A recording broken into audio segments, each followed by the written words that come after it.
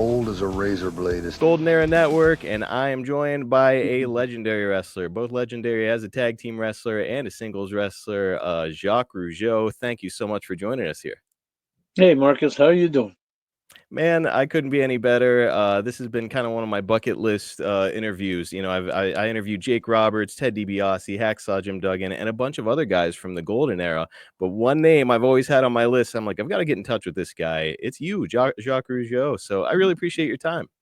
So you always get your man. Here I am. Just like the Mountie, always get my man. Well, look, today we're just going to kind of be going over your career with the WWF and, we're just like hitting some highlights and some things that were happening in the company while you were there. And I guess the best place to start is right at the start. What can you tell us about beginning full time with the WWF, which I believe would have been 1986? Yeah. But before that, in 1985, WWF had a show in Montreal, their first show the first time that they came to Montreal. And I wasn't in good terms with the organization here in Montreal. So I was on the road. I was in Pensacola, Florida, working for Robert Fuller at the time, and the Fullers. And Pat Patterson, who was right-hand man to Vince McMahon, he was a friend of mine from a long time. So he gave me a call, knowing that I wasn't that I wasn't going well with Montreal organization. So he asked me, he said, "Hey, Jacques," he says, "WWF's coming to Montreal for the first time." He says, "Would you like to come to be on the card?" He says, "We're going to put your main event on the show and against Samu." And so I said, "Yeah." Well, so that was the first time they came. I had my first encounter with the WWF, and they came at the Verdun Auditorium in Montreal in front of 5,000 people. It was sold out, the arena. It was the first time, and they put me in the last match with a great win. And then after that, goodbye. I took back off to Pensacola, and I kept going on. So for about 6-8 months, and then I started getting calls from Pat that hey, Jacques, Vince wants to speak with you. He wants to. So we started negotiating for just about a year on the phone, and then I told him, I said, "Hey," I said, "listen," I said, "I'll go in two conditions." I said, "The first condition is I want to bring my brother Raymond with me. I want to go as tag team." And the next thing was I wanted a certain amount of money guaranteed, and so those were the two clauses that. And they said, "You got it." So we started in Australia and against the Moondog Rex and what was the other one's name? The Moondogs. It was Rex and Spot was it? Was yeah. That's it. And so we started with them in Australia, and we did 37 hours of plane and got there finally. And 4 hours later, we're in the ring, and so it was the beginning of something amazing. One thing that I do remember that I'll never forget is when we finally agreed to go and everything was set. Vince flew us into Stamford, and we had the limousine pick us up at the airport, and the big deal, and got us to Stamford, and then we sat in the office and in his office, and it's so funny. I'll never forget the day that. I got the balls to ask him. I said, "Hey," I said, "listen, what are you going to do with us? Like, we're not just coming in like as extras. What do you have planned for us?" And he looked at me and Raymond. He says, "Guys, said the sky's the limit." And then I realized that he told that to 50 guys before us. But so that was so. But we found that out over the years. But when he told us for the first time, me and Raymond looked at each other like, "Wow, the sky's the limit! Holy mackerel! Like, this is big time." And but anyway, it was a good time those years, 86, 87, 88, 89. WrestleMania 3 was just so awesome with Andre the Giant against Hulk, and wrestling took off after that, bigger than life. That was the turning point, and so those were good years. Those were really good years. Yeah. When you're coming in 1986, Hulk is top of the mountain for the company. When was it that you started to develop a friendship with him? It's. I think he was very nice to pretty much everybody, but it's over the years that I started to grow a good friendship because he knew that every night we went out there, we gave 100% of ourselves. Like, and we worked very, very hard. We were always dressed professionally. We were always on time. We was reliable. We didn't go out in bars, and so we were top notch professionals. And 5 o'clock, 6 o'clock in the morning, saying hi to the fans, signing autographs, just like him. He was very, very professional, and compared to a lot of the boys that were rock and roll, pretty much. A lot of them were partying and anyway, so I think Hulk started creating a great respect for the Rougeau family after working for 4 years with us, like Raymond and I. He saw that we were very stable, and working with Jimmy Hart, was such an amazing thing because Jimmy is the best of the best of the best, and he Jimmy liked us because Jimmy didn't go out in bars either, and Jimmy didn't. He was always on time. You had a 7 o'clock interview promo or something to do at a certain time. He was always there like 45 minutes ahead of time, and so that made I think Hulk, the first thing he learned about us that he appreciated of us was our professionalism, and then after that, well, Hulk he liked me so much that he gave me a match in Montreal, and and not only gave me a match, he gave me a victory. And it's like, so it's like, so that's how much he liked me. And then after that, during the years, I started going to his karaoke and doing stuff with him, and we had a project with belts too that we have in arcade machines. Me, him, and Edge and GSP. We are an Edge, and we have some arcade machines that have our championship belts or authentic championship belts that you could win. So we were together signing those belts even last fall, and went to a couple of places, a couple of personal appearances, and so we grew really close together. And I was actually at his funeral a couple of weeks ago. I went to his funeral. I wouldn't miss that for the world. And contrary to a lot of the boys that were there, some of them anyway, it was all paid by WWE. I paid my own flight with my girlfriend. It cost me $2,000 to just turn around and get the plane tickets and the hotel, and I'm not financially that secure in life, but for me it's a must. It was a must for everything he did for me, for everything he did for wrestling, for the relationship we had, me, him, and Jimmy.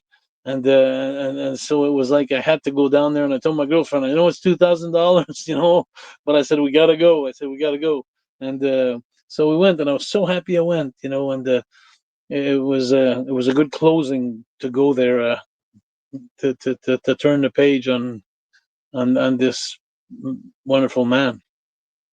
God bless you for making the trip down there. I'm sure that kind of quick turnaround must not have been easy, but as you said, Hulk clearly had a lot of respect for you. And as a matter of fact, I've got a video here that I'm going to play that really kind of illustrates the amount of respect that he had for you and your brother.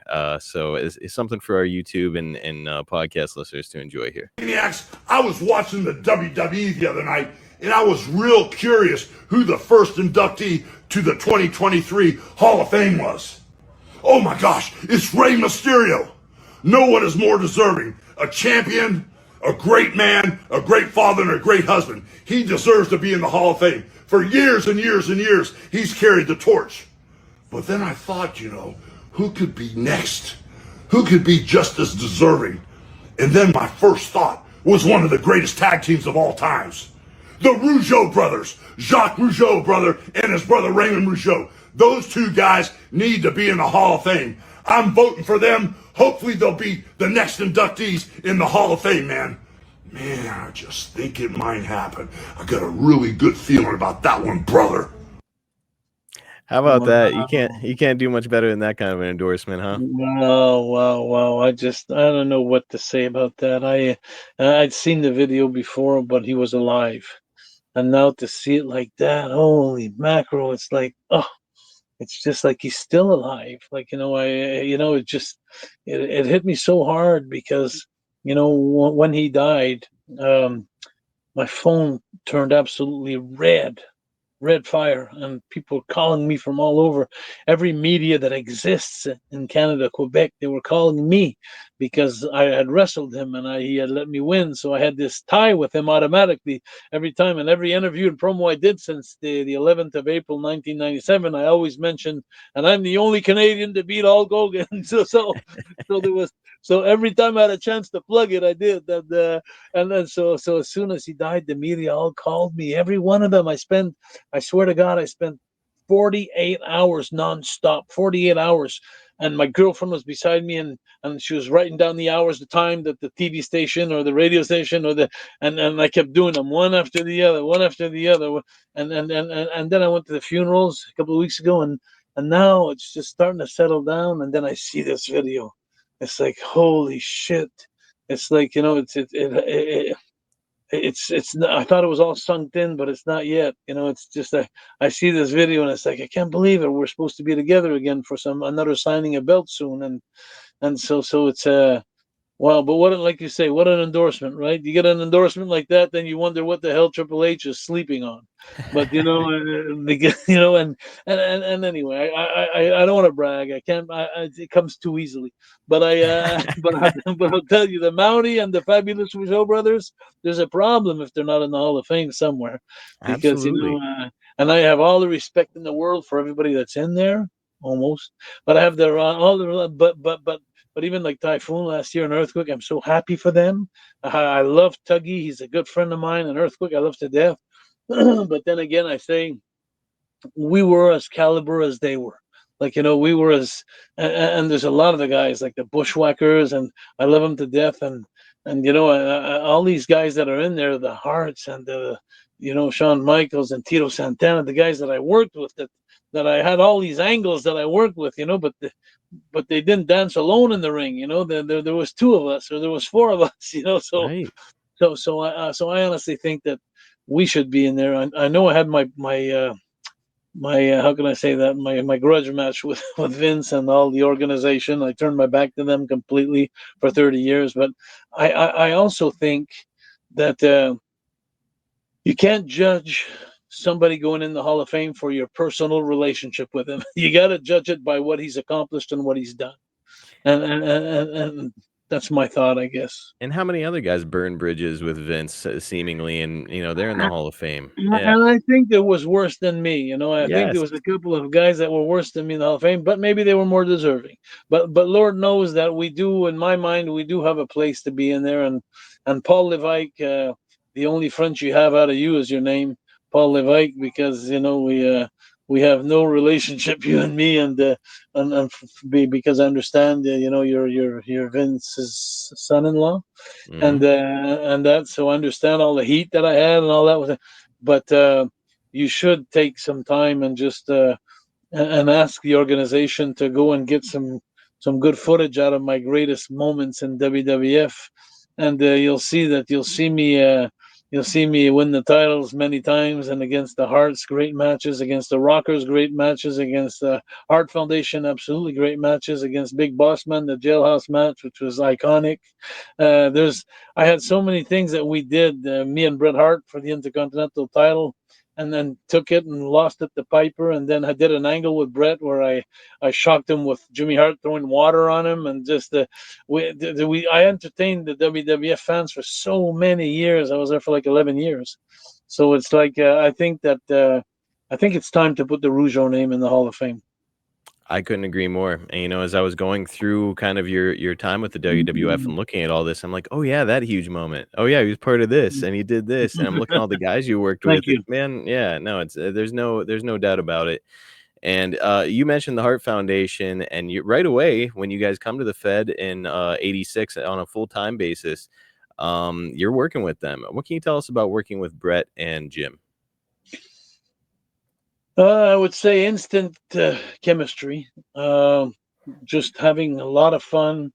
Anvil was a little stiff, but we got along.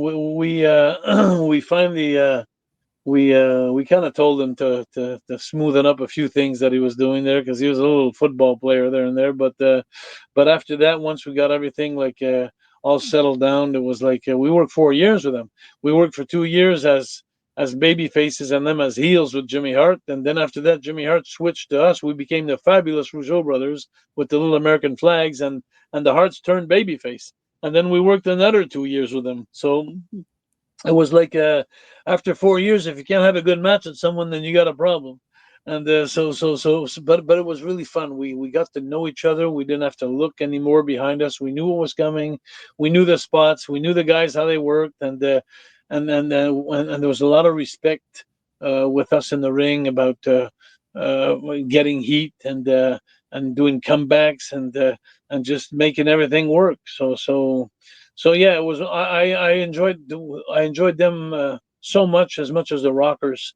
Marty Jannetty and Shawn Michaels. It was just such a pleasure to work with them. It was like Jesus. It was we had marathon matches with those guys, like 1 hour matches. And we Yes. 1 hour matches. And we'd rock and roll in there, like but yeah, those guys in tag teams. I think those are my two best tag teams that I enjoyed working with the most.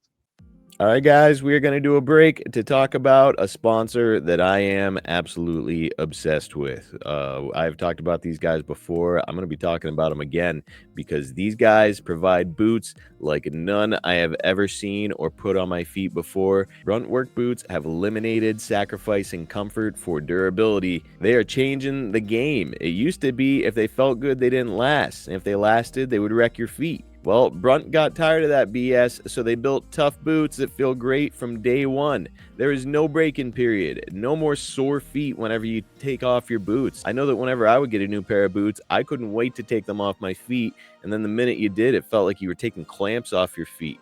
Not anymore, pal. Brunt is providing some of the best work boots on the face of the planet, certainly the best that I've ever used, and I'm a guy who uses work boots all the time. I've mentioned it here on the show before. I come from the mountains of Pennsylvania, up in the Allegheny National Forest. You needed good work boots if you were going to be getting around out in that area, and I would go through them constantly.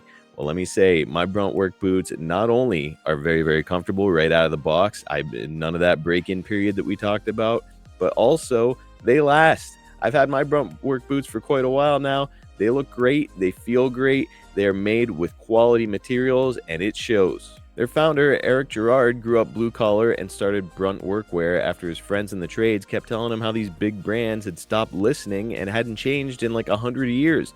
They had sold out to become fashion brands. His buddies encouraged him to start a brand built for them, and that's why all Brunt products are named after the guys that he grew up with. Real, hardworking tradesmen. It's not just about style, it's not just about comfort. They provide you with waterproof. They provide you with safety toe, soft toe, pull-on, or lace-up. They've got options that can handle whatever job site you're walking into.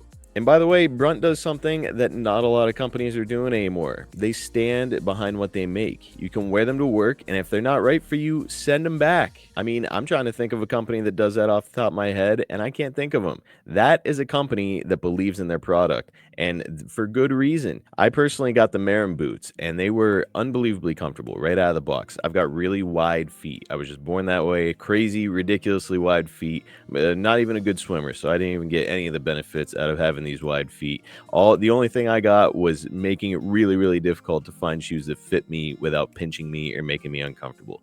Well, let me say, broke out these Marin work boots, took them out of the box, put them on my feet, and bam, instantly comfortable. I'm walking around my house like, holy smokes, is this going to be a permanent fixture in my life? And I can say that beyond the shadow of a doubt, I am always going to be buying Brunt work boots because I like durability, I like comfort, and I love the style that they have. I've said it here before.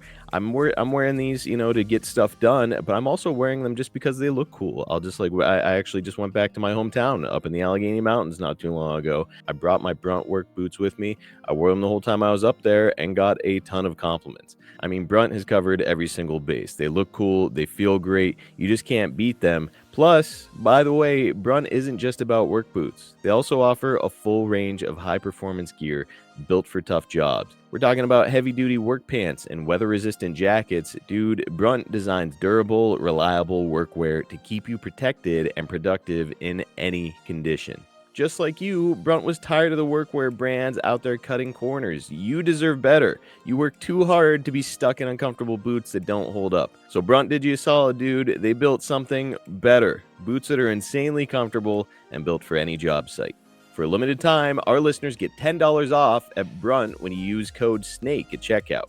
Just head to bruntworkwear.com, use that code SNAKE, and you're good to go. After you place your order, they're going to ask you where you heard about Brunt. Do us a favor, tell them that we're the ones that sent you. Helps Jake and I out while you're helping yourself out with a good pair of boots. Again, right now, this is a limited time offer. Our listeners get $10 off at Brunt when you use code SNAKE at checkout. Just visit bruntworkwear.com, use that code SNAKE, and you are good to go on a boot brand that I absolutely stand behind. I know that you're going to love them just like I do. You mentioned Shawn Michaels, and in a few years after working with you, he's going to be top of the mountain, considered one of the best in the industry, even though he's a much smaller guy compared to guys like Hogan, yourself, some of these bigger, larger than life humans. What did you think about him making his rise to the top? Did you see that in him all along? Yeah, I knew he was great, and I think, to be honest with you, um, he deserved it, and he. But I think, it's so many times. I got to tell you, so many times that we were on the card where Hulk was main event. Hulk was so many times put on fourth match before the intermission, and then we'd have to go carry the flame and go on last, and so all of us, I think, a lot of people, there's something they don't understand. That's why I guess sometimes they say there's a lot of underrated wrestlers. uh, what people don't understand and what fans don't sit down and realize, you take some guys that are mid cards, never had their big break, or even jobbers that are just so great, like Steve Lombardi, and some guys, like that they're not less talented. It's just that they weren't pushed. And in other words, if to give you an example, if they would have took Raymond and myself, and they would have pushed us, beat everybody, because it's all behind the pen. So if we win championship, wins this, win that, win this, win that over the years, we become superstars that are incredible in the fans' eyes. It's like, wow, these guys are top notch. But all the guys that would have helped us get there are as good as us, because it takes four to dance or two to dance. So Shawn, when he was working with us, he was as good as I think he was at the end. He wasn't any better. He was good. He was as good when he was with us, but he just, when he got the pen behind him and he got the big push behind him, like Brett, great worker, Brett, and that. But he got the pen behind him. He knew how to deal his things, to get some good pushes, and he was great talent. And so he marketed himself in a position where, sometimes being a headache, not wanting to cooperate, and he sometimes he took the shots, but he built his credibility as far as never wanting to lose, never wanting to so I always wondered during my career, saying, I always was a yes man. Every time Vince asked us for something, yes, yes, yes, even though it hurt us, or we knew it would hurt our merchant value. Because if you don't win all the time, well, you don't sell merchandise as much as if you win all the time. And, so there's a lot of things that go with it. But we always said we were going to be rewarded for our being company men. And I think I was wrong. I misjudged that. I should have told him no a couple of times, and I should have put like Brett did. And so Brett knew how to market himself to get to a more favorable place in the company. Um, because Vince needed us here in Quebec for the whole French and Africa and Paris, and we were the French. So if I would have put my foot down at some point, say no, we're not doing it. No, we're not dropping the belts. No, it's not time. Then he would have worked around it, and he would have. I realize now today that he would have gave a little bit more, and we would have had more merchant value. We'd probably be in the Hall of Fame because we. But the thing is the fans must understand that there's a lot of talent that are as good as their main events. There's a lot of guys that are in the main events that are not as good as us, that are not, because they had the pen behind them and they got more important matches, more exposure, more visibility, more merchandise, more this, more that, but they weren't better workers. I can tell you right now, I can name a couple of guys that don't even compare to the likes of Shawn Michaels, Brett, myself, or guys that are talking about workers in the ring Yeah. that are in the Hall of Fame, and they were main events. And but you really had to. Anyway, so all that to say, that's only my opinion. I'm just saying that the fans are misjudged sometimes on who are the great workers and the superstars, and who are the underrated wrestlers that could have had that position. I don't know if you're understanding what I'm saying there. Oh, I don't sure. know if I'm making any sense. Absolutely, absolutely. You're right. It all depends on who's booking and what kind of push they receive. And Shawn Michaels got a great push, and thereby he's like considered one of the greatest workers of all time. And it's just kind And of well how, deserved, and well yeah, deserved, sure. well deserved. And I also think that as you're being pushed, as you get those opportunities, confidence sets in, self confidence sets in, and you get to work with better workers. Most of the time, when you work on top, you get to work with better workers. So you keep on learning. The business is an eternal learning, so.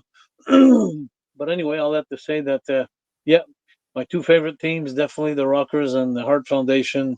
Definitely, we knew when we walk in 20,000 people, we knew we'd had them on their feet by the end of the evening, and that we knew it was a night off. We knew we were going to go in there and have some fun and enjoy our business.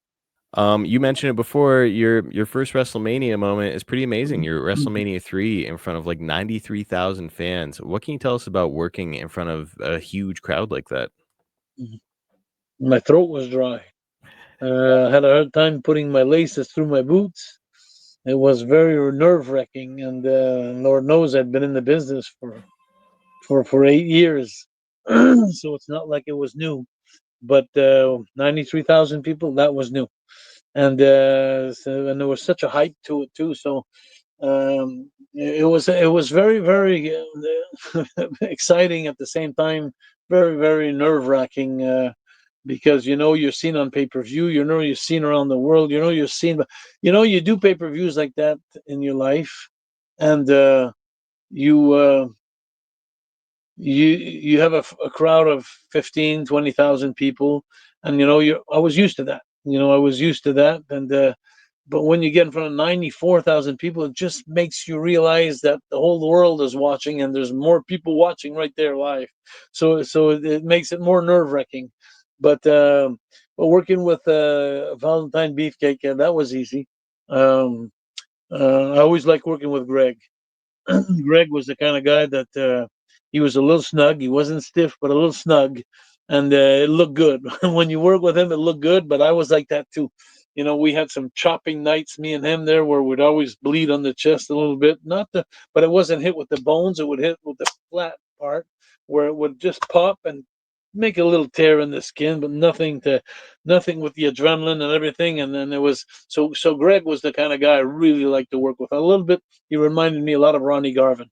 When we worked with the Garvin brothers, Ronnie Garvin was like that. He was snug. He wasn't stiff, but he was snug. And those are the kind of matches I always enjoyed, because people always wondering, like, Jesus, we think it's a work, but that looked pretty real to me. So we always, in those days, we always liked to, because we had just made the transition of being telling everybody that it was kayfabe, and it wasn't a work, and we were going into the entertainment business now with Vince. So we always had our philosophies of all our lives of making the fans, try to make them believe it was real. So when we get into that position where we have a guy where like Tonga, King Tonga, King Haku. You got in the ring with him, you still believed it was real, but he was only when he wanted to, because when he liked you, he always liked me. So when he liked you, he was nice, it was just like snug a bit, but not nothing. But yeah, those were the kind of matches I really enjoyed. So you mentioned that you stepped away from the WWF for a little while in 1990. What happened there? Why did you end up leaving? Well, after the Bulldog situation, my brother wanted to. After we had enough, he had enough of the business, so I took a year off, and then I came back as a Mountie, and did a couple of years as a Mountie, and had a blast with that. Just amazing. Um, yeah, and then after that, took another year off, and then came back with the Quebecers, with Carl Ouellet as the tag team champions 3 times, and had a run with that, and then went to WCW for a little bit, and that's where I had the chance to book the show with Hulk in Montreal, and that's where my falling out happened with Vince, and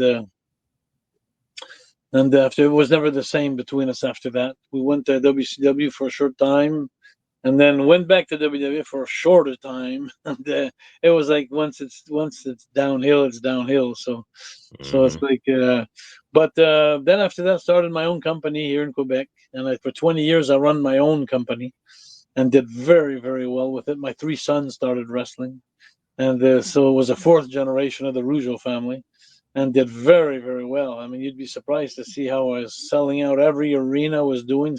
The Rougeau name is a big name in Quebec. It's like it's almost like Jerry Lawler in Memphis. But Mhm. same thing. The Rougeaus. We have 4 generations. My dad, my uncle, my great uncle. They were such great icons. So for us, it was just to follow the footsteps, work hard, and then do what we can to keep the name clean and good reputation. And so I always did well and with my fans in Quebec, and so did that for 20 years. Then COVID happened, and just before COVID I started my one-man shows, and I've been doing that. And but then again, it's so funny because I have such a great relationship with the public. It's I did so many things apart from wrestling, sitcoms, Masked Singer. I did there's so many things I did, that I always did, that kept me in the people's eye, like, kept me alive. There's actually a radio station, the biggest radio station in Quebec, and the guy, he does sketches about characters, real life characters, but he turns them into funny characters. And I've been having one for 20 years in this radio station. So it's so funny because all the young generations of people, like the teenagers and those, they all know me because I have a really funny character. And I look so bad in my character, like he's killing me in my character. But if you can't laugh at yourself, then what the hell, That's I don't know if right. you have that expression in English, but si on vaut pas une risée, on vaut pas grand chose, which means if you can't laugh about yourself, then you can't laugh about much in life. So Ah, so so I let them laugh at me all the time with my character, and every time somebody crosses me and they give me a little line of my character, and I laugh with them like, oh, that's very funny, and so they know I take it very lightly, and I'm playing the role in the game. I'm having fun with it. So they kept me alive. The Montreal and the Quebec people always kept me alive in different things. So I'm well off. I'm good. I'll never be stuck. Always going to be somebody there to pick me up, I think. that's incredible. And all right, guys, time to take a quick break to talk about our friends at DraftKings Sportsbook. The NFL season is here, and it's your season, your shot. Every touchdown can bring you closer to a payout with DraftKings Sportsbook, an official sports betting partner of the NFL. From first touchdown scorer to anytime touchdown props, or the thrill of live in-game betting, every snap is loaded with opportunity with DraftKings Sportsbook. Right now, I'm looking at the DraftKings odds, and the game that sticks out to me is the Buffalo Bills and the New York Jets. Right now, the Bills are at -6.5, but we know that these division games can be absolutely crazy. And by the way, the Jets don't exactly look like slouches this year. Justin Fields is looking like a beast. I don't know. That game could get pretty interesting, but there's a lot going on in the NFL, and it is all at your fingertips with DraftKings Sportsbook. And we got a little something for new customers. Bet just $5 and get $200 in bonus bets instantly. Plus, you can score over $200 off of NFL Sunday Ticket from YouTube and YouTube TV. Just download the DraftKings Sportsbook app and use our code SNAKEPIT. That's code SNAKEPIT, SNAKEPIT, to get $200 in bonus bets instantly when you place your first $5 bet. Plus, again, over $200 off of NFL Sunday Ticket from YouTube and YouTube TV. In partnership with DraftKings, the crown is yours. Gambling problem? Call 1-800-GAMBLER. In New York, call 877-8-HOPE-NY or text HOPE-NY 467-369. In Connecticut, help is available for problem gambling. Call 888-789-7777 or visit ccpg.org. Please play responsibly on behalf of Boot Hill Casino and Resort in Kansas. 21 plus age and eligibility varies by jurisdiction. Fees may apply in Illinois. Void in Ontario. Bonus bets expire 7 days after issuance. See sportsbook.draftkings.com/promos. NFL Sunday ticket offer for new subscribers only and auto renews until canceled. Digital games and commercial use excluded. Restrictions apply. Additional NFL Sunday ticket terms at youtube.com/go/NFL Sunday ticket/terms. Limited time offer. I've got to mention this because you sort of mentioned it before. SummerSlam 1991. It was the Jailhouse match, and actually today, as we're sitting down, it's the 34-year anniversary of that moment. Your match Is it? with Oh, wow. it is, yeah, with Wow. Boss Man. What can you tell us Wow. about that? Just probably the most iconic match I've ever had, as far as WWE. And I was double main event with Hulk Hogan, except that they put me on first because they wanted to show me through all the matches at the precinct. Every time they'd finish a match, me and Gene Okerlund was Jesse the Body Ventura saying, "Well, me and Gene, let's go back to the precinct, see how the Mountie's doing." And then they were doing vignettes and stuff like that during the whole evening of that show, that pay-per-view, and it was like I was one of the stars of that show, and but it was one of the biggest pay-per-views and that they had done at the time. So working with Big Boss Man was such an honor. Was so fun. He was such a nice person. Big Boss Man was just a nice guy. Ray Trailer, God, we had so much fun. We traveled the world working against each other for almost a year, and we knew every time we'd go in their dressing room and we'd look on the card, see if we were working against each other. Yes, night off tonight.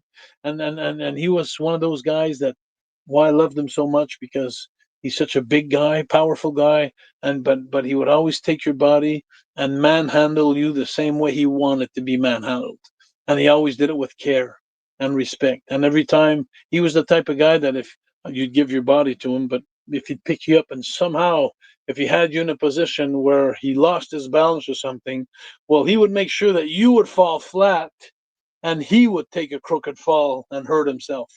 But he would always protect the guy that he had in his hands. And then, and when you work with a guy like that, you're gonna have a night off. And the it was so natural, the Canadian law enforcement officer against the American law enforcement officer. It was such a natural thing, and I must say, I had a good way of getting heat there. I had a lot of heat there. I had pretty good promos and had fun with it. And Boss Man had a great promo, and the build up of that thing was just that angle was just so amazing and so fun.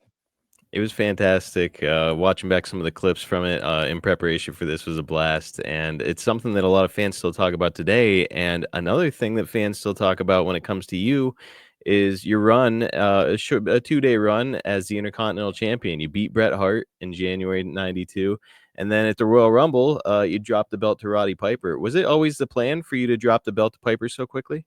It was yeah, because Brett, I think, didn't want to drop the belt to Piper, so that's what happened. Brett made it go his way, where he dropped it to me.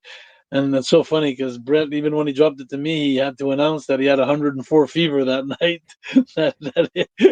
Because Brett is Brett. But anyway, but the funniest thing about all that, I'll tell you what it is I go in Comic Cons everywhere around the world now. I go a lot of Comic Cons, and it's so funny. Everybody that brings me a figurine or a T-shirt or a picture, it has the Intercontinental belt on it. And I only had it for 2 days. I'm the shortest lived. I was at the time, the shortest lived Intercontinental champion. But people at the time, and still today in Comic Cons, they relate to me as, and sometimes they make me laugh so much. They come up to me and say, "Oh, they don't know what they're talking about." I could tell it because they come up to me and they say, "Oh man, you're the greatest Intercontinental champion." And I say to myself, "Yeah, oh yeah, this guy's a mark." well, this guy thinks I'm an idiot, or this guy doesn't know what he's talking about, just being nice. But but it's so funny because everybody that meets me in Comic Cons has me with the Intercontinental title, and then so that's funny. And another thing too that people relate to me all the time. It's funny that we discussed about that, but everybody that just and I like to share a lot of time with them when people come to see me at Comic Cons. I like to talk with them. I like to give them more than they came for. Like, so they buy me a picture, and then before they leave, hey, you want a selfie with me too? Like, come get a selfie. And then I take my stick, I grab him by the hair, I put my stick in front of his face. I said, act like you're afraid, act like you're afraid. And I do a scenario with him and all that. And as I get to know my fans, it's so fun because they always come up with the same thing. Like, man, that Jailhouse match was so good. That Jailhouse match was so good. So they always come up about that story too. That angle we did. So those are great moments. Yeah, for sure. Last one, we're wrapping this one up. During the European Rampage tour, I noticed that you challenged Randy Savage for the WWF Championship while you were over there. And rumor has it that Savage really liked to plan out everything in the matches that he did, and it could sometimes be difficult behind the scenes. What was your experience like with Randy? Amazing experience with Randy. It was fun working for the title, against him as the Mountie against Macho Man. It was iconic for me. It was fun.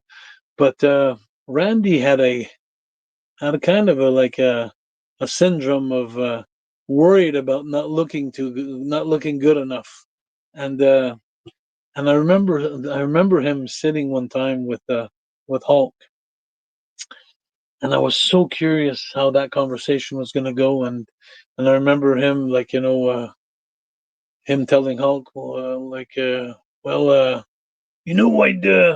I do this elbow off the top rope that I'd like to put in there and this and that. And Hulk says, sure, sure. And then Hulk would say, well, I'm going to go ahead and put the leg drop at the end, and this and that. And then Macho said, oh, yeah, yeah. And then Ryan said, I like to do something there where I start running in the ropes. I grab the guy by the hair and I jump over the top and I slingshot your nook and I fall down to the floor, but you take the bump in the ring. And so Hulk says, no problem, no problem. So they kept switching back and forth.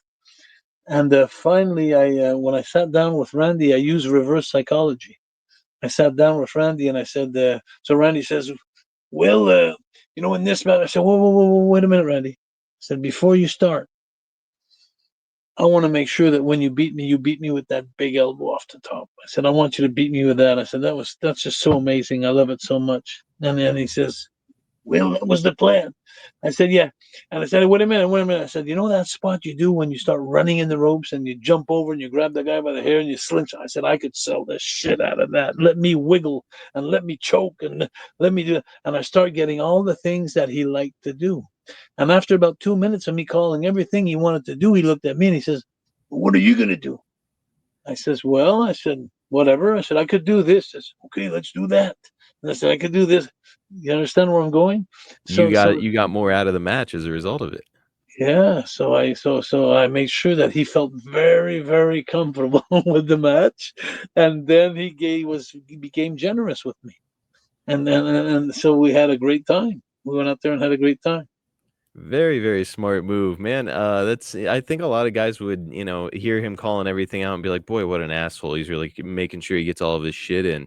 But you took the other way, and I'm sure it paid off. Sounds like you guys had great matches. Had a great match. Had fun, and it's always in this business. You always have to try to adjust with the person you're working with, and in and out of the ring.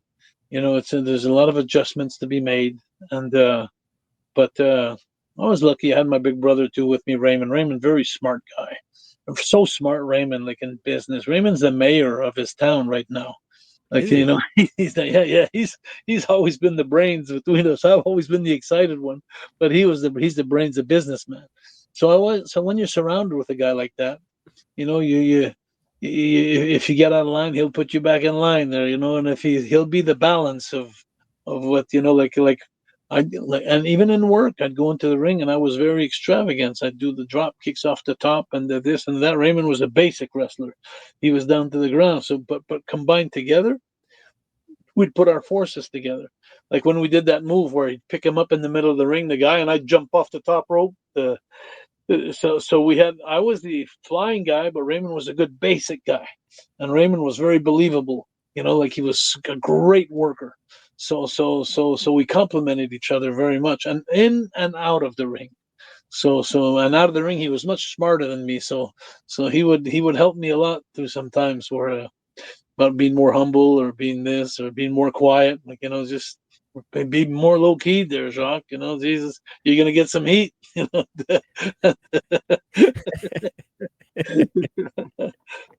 Man, you guys are a pleasure to watch, and this conversation was a pleasure. My goodness, seriously, thank you so much for your time. What an honor to get to speak with you. And by the Thank you. way, I want to let everybody know that you are out doing public appearances and speeches for a lot of folks, aren't you?